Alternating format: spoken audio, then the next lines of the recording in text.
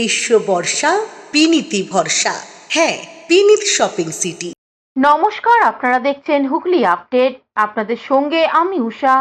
আসছি খবরে। দেয়াল চাপা পড়ে মৃত্যু বাবা ও মেয়ের, শোকের ছায়া হুগলির মগরায়।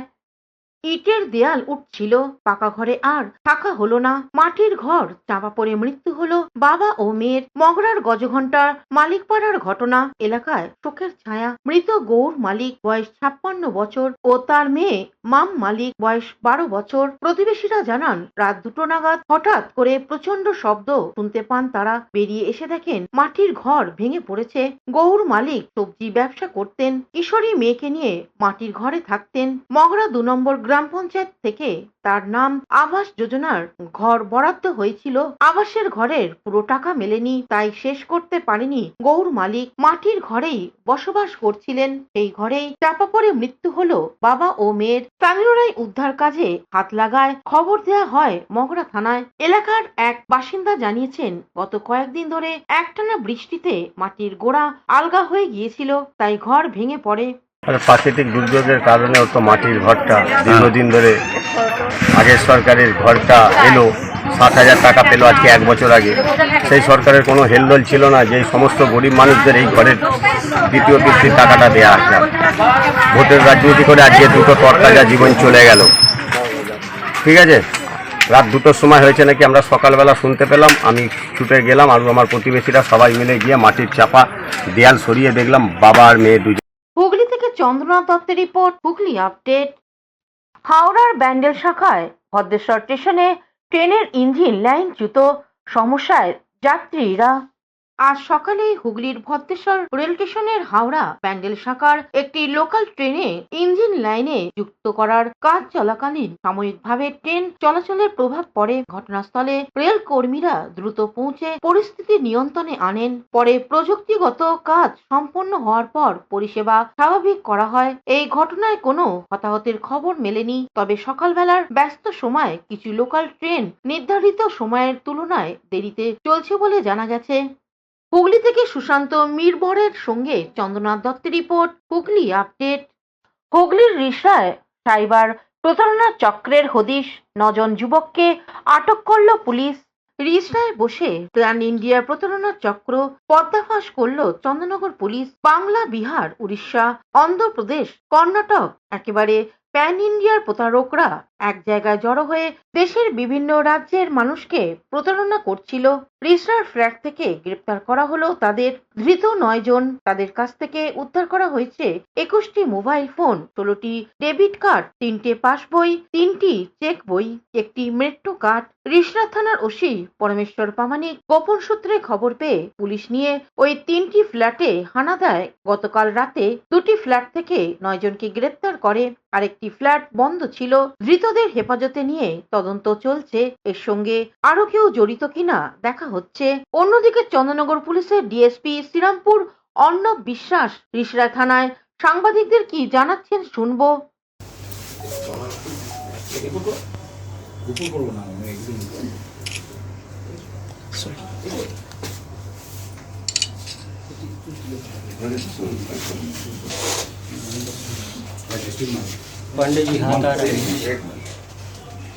হুগলি থেকে চন্দ্রনাথ দত্তের রিপোর্ট, হুগলি আপডেট। এখন নিয়ে নেব বিজ্ঞাপন বিরতি। বিরতির পর ফিরে আসছি খবরে। আপনার চোখ যত্নের দায়িত্ব আমাদের। চোখের যে কোনো সমস্যায় চিকিৎসায় অরূপ বসু পরিচালিত ইএমএলসি আই হাসপাতাল, চোখের যত্নে সর্বক্ষণ। বড়বাজার, পুরনো লঞ্চঘাট, চুচুড়া, হুগলি। একই ছাদের তলায় অত্যাধুনিক কম্পিউটারাইজড চক্ষু পরীক্ষার পর চশমা ও লেন্স প্রদান। ছানি, রেটিনা অপারেশন, মাইক্রো সার্জারি। চক্ষু বিশেষজ্ঞ চিকিৎসক অরূপ বসুর তত্ত্বাবধানে ইএমএলসিতে চোখের চিকিৎসা মানেই ইএমএলসি আই হাসপাতাল। মোবাইলে যোগাযোগ 9874879507। আরও একটি নম্বর 9903077221। এছাড়া 9875466020। ইএলএমসি is a holistic weekend destination for friends, family, and couples and offers magic to soothe your body, mind, and soul.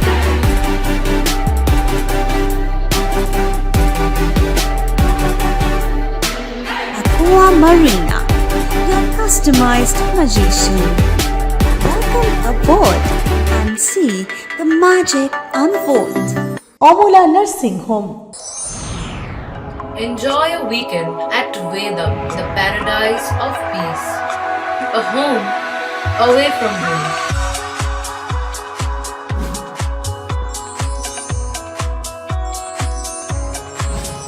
See yourself resonating with the nature.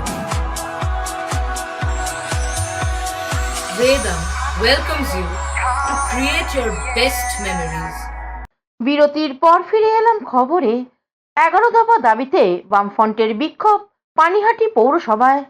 পানিহাটির পৌরসভার নাগরিক পরিষেবার বেহাল অবস্থার প্রতিবাদে 11 দফা দাবিতে বিক্ষোভ ও ডেপুটেশন কর্মসূচি পালন করল পানিহাটির বামফ্রন্ট। সিপিআইএম এর 1 নম্বর এরিয়া কমিটির কার্যালয় থেকে মিছিল শুরু হয়ে সোদপুর স্টেশন রোড ও বিটি রোড হয়ে পৌরসভার সামনে পৌঁছায়। সেখানে বিক্ষোভ সভা শেষে পৌরসভার প্রশাসক সন্দীপ সিংহ রায়ের কাছে 6 সদস্যের প্রতিনিধি দল ডেপুটেশন জমা দেয়। বামফ্রন্টের অভিযোগ, দীর্ঘদিন ধরে নিকাশি ব্যবস্থা, পানীয় জল, রাস্তা সংস্কার, জঞ্জাল অপসারণ, নাগরিক পরিষেবা, কর্মচারীদের বেতন ও নিরাপত্তা সহ একাধিক সমস্যা অমীমাংসিত রয়েছে। এছাড়াও হকারদের পুনর্বাসন ছাড়া উচ্ছেদ না করা এবং পৌরসভার অডিট রিপোর্ট প্রকাশ্যে দাবিও জানানো হয়। প্রবল বৃষ্টিকে উপেক্ষা করে আয়োজিত এই কর্মসূচিতে উপস্থিত ছিলেন কলতান দাশগুপ্ত, দুলাল চক্রবর্তী, দেবজ্যোতি চক্রবর্তী, স্বপন দাস, নীলমণি বিশ্বাস সহ বামফ্রন্টের বিভিন্ন সংগঠনের নেতা কর্মীরা। গোটা পানিহাটিতে জলের সমস্যা, জমা জলের সমস্যা, পরিশ্রুত পানীয় জলের সমস্যা, জঞ্জালের সমস্যা, এগুলো গোটা এলাকার মানুষ জানেন। দীর্ঘদিন ধরে এখানে একটা অচলাবস্থা চলছে। সেই অচলাবস্থা যাতে তার সাধারণ মানুষকে তার দায় নিতে না হয়, জঞ্জাল সঠিক সময়ে পরিষ্কার হয়ে যায়। পানিহাটি থেকে কৌশিক ঘোষের রিপোর্ট, হুগলি আপডেট। হুগলির আরামবাগে জমির সারের কালোবাজারি রুখতে কৃষি মন্ত্রী। বিজেপি ক্ষমতায় এসেছিল, কৃষকদের ফসলের ন্যায্য মূল্য দেয়া হবে, আলু চাষিদের ক্ষতিপূরণ ও কৃষকদের বেহাল অবস্থাকে ভালো করার ইতিবাচক কথা দিয়ে কতটা আশা পূরণ করবে সেটা তো ভবিষ্যতেই বলবে। এই নতুন সরকারকে কিছুটা সময় দিতে হবে, এমনটাই কথায় কথায় উঠে আসে। কৃষিমন্ত্রী দুধকুমার মণ্ডল নিজের সফরে বর্ধমান থেকে ফিরছিলেন। মাঝপথে আরামবাগ দৌলতপুর বিজেপির কার্যালয়ের সামনে তাকে আপ্যায়নের জন্য দাঁড়িয়েছিলেন যুব মোর্চার কার্তিক দত্ত, সঞ্জয় মালি সহ অন্যান্য বিজেপি কর্মীরা। তাদের উৎসাহ দেখে মন্ত্রী মহাশয় গাড়ি দাঁড় করিয়ে তাদের সাথে বিজেপির কার্যালয়ে গেলেন। সাংবাদিকদের প্রশ্নের উত্তরে সরকারের উপলব্ধি ও প্রতিশ্রুতি রিপিট করলেন। তারপরেই হঠাৎ সিদ্ধান্ত নেন আরামবাগের সারের কালোবাজারির অভিযোগের সরজমিনে তদন্ত করবেন। সেই মতো হঠাৎ তিনি পৌঁছে যান কালীপুরের একটি সারের দোকানে। সেখানে গোডাউনে ঘুরে দেখেন এবং কাগজপত্র দেখতে চাইলে ওই দোকানের মালিক একজন মহিলার জানায় লাইসেন্স তার নামে থাকলেও ব্যবসাটি চালাতেন তার স্বামী। একটি কার্যক্রম নিয়ে আসছেন আরামবাগ সাংগঠনিক জেলার যে আমাদের চন্দ্রকোনা বিধানসভা আছে, ওখানে একটি আমাদের মেডিকেল ক্যাম্প এবং ব্লাড ডোনেশন ক্যাম্প আছে, ওখানে উনি আসছেন। সেই উদ্দেশ্যে আমাদের আরামবাগের উপর দিয়ে উনি যাবেন, আরামবাগ সাংগঠনিক জেলার উপর দিয়ে। তো সেই কারণে আজকে ওনাকে আমরা কাছে পেয়ে আজকে আমরা ওনাকে একটু সংবর্ধনা জানাবো। আর কি কোনো কর্মসূচি? কর্মসূচি তো আছে, চন্দ্রকোনা বিধানসভায় আছে, ওখানে আমাদের একটা মেডিকেল ক্যাম্প এবং ব্লাড ডোনেশন ক্যাম্প চলছে, ওখানে উনি যাবেন। যাচ্ছি মূলত বীরসিংহ গ্রামে, ওখানে যেখানে বিদ্যাসাগরের এই উপলক্ষে একটা কার্যক্রম আছে, রক্তদান শিবির আছে এবং তাদের একটা নির্দিষ্ট প্রোগ্রামে যাওয়ার উদ্দেশ্য নিয়ে বেরিয়ে এসছে। যাবার পথে দেখলাম যে আমাদের আরামবাগের কার্যালয় এবং সবার সঙ্গে আমরা দেখা করে যাই, এই উদ্দেশ্য নিয়ে আমরা বেরিয়েছি। আরামবাগে কোথায় যাবেন এটা তো এখনই আপনাদের কাছে সব ডিটেলস বলা যাবে না। আমরা দুটো পারপাস নিয়ে এসেছি, সেটা এবার জেলা ভ্রমণ হবে, চাষের কী অবস্থা এটা দেখি, আর চাষিদের সঙ্গে একটু কথাবার্তা বলে নিয়ে দেখতে হবে এই সময় তাদের মানে বাজারে যে সার বিক্রি হচ্ছে সেটা তারা ন্যায্য দামে দোকানে অর্থাৎ এমআরপি রেটে সার পাচ্ছে কিনা। আমরা অনেক আগেই এবছরে ডিলারদের এবং রিটেলারদের ব্যাপারটাকে অনুরোধ করেছিলাম চাষিরা যেন ন্যায্য মূল্যের সারটা। আরামবাগ থেকে আশিস কুমার ঘোষের রিপোর্ট, হুগলি আপডেট। মঞ্চের বাইরে শিল্পী অর্থাৎ হুগলি জেলা ব্যাকস্টেজ ওয়েলফেয়ার অ্যাসোসিয়েশনের দুদিনব্যাপী অনুষ্ঠান শুরু হলো চুঁচুড়া রবীন্দ্র ভবনে। হুগলি জেলার ব্যাকস্টেজ ওয়েলফেয়ার অ্যাসোসিয়েশনের আয়োজিত দুদিনের নৃত্য উৎসব চুঁচুড়া রবীন্দ্র ভবনে অনুষ্ঠিত হলো। করোনার সময় গঠিত এই অ্যাসোসিয়েশন স্টেজের বাইরে বিভিন্ন স্তরের দুস্থ সাংস্কৃতিক কর্মীদের সাহায্য করার লক্ষ্যে গঠন করা হয়েছিল এই প্রতিষ্ঠান। শিল্পীদের অসুস্থতা, দুর্ঘটনা, বার্ধক্য কারণে কাজ করতে না পারা এইসব শিল্পীদের সাহায্য করাও প্রধান কাজের মধ্যে রয়েছে। শুক্রবার এবং শনিবার দুদিনের উত্তরপাড়া হতে চুঁচুড়া পর্যন্ত 24টি নৃত্য দল নৃত্য পরিবেশন করে। উদ্যোক্তাদের পক্ষ থেকে জানানো হয়, ব্যাকস্টেজ আর্টিস্ট ওয়েলফেয়ার অ্যাসোসিয়েশন হচ্ছে নেপথ্য শিল্পীদের সংগঠন।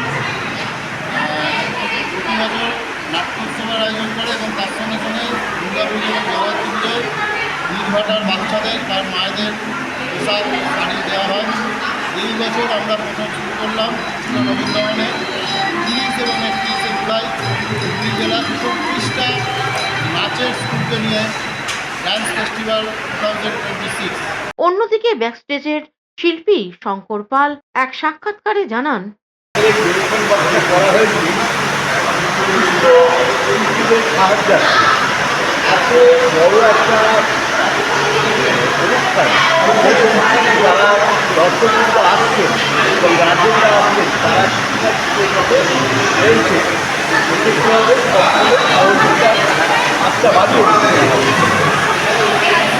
হুগলি থেকে চন্দ্রনাথ দত্তের রিপোর্ট, হুগলি আপডেট। এখনকার মতন খবর এই পর্যন্তই। প্রতিদিন দেখুন হুগলি আপডেট। নমস্কার।